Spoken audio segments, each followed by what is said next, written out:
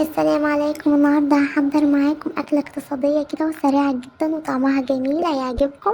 معايا 4 بطاطسات و4 طماطمات وبصلاية وقرن فلفل سبايسي وربع معلقة من التوم. هضيف كده كل المكونات كده في الطاسة، وهنزل بمعلقتين كبار من الزيت، وممكن نستبدل الزيت بمعلقة من السمن.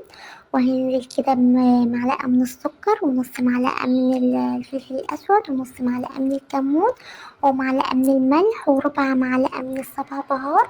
وهقلب كده كل المكونات مع بعض وهرفعهم على النار.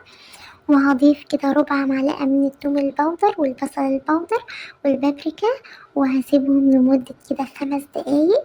وهضيف كده ربع معلقة من النعناع المجفف، بيخلي طعمها تحفة كده وريحتها جميلة جدا. وهضيف كده ربع كوباية من المية، وهسيبهم كده لمدة 5 دقايق كمان. وهضيف آخر حاجة معلقة من البقدونس.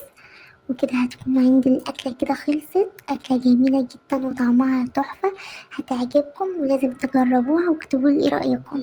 Audio Jungle.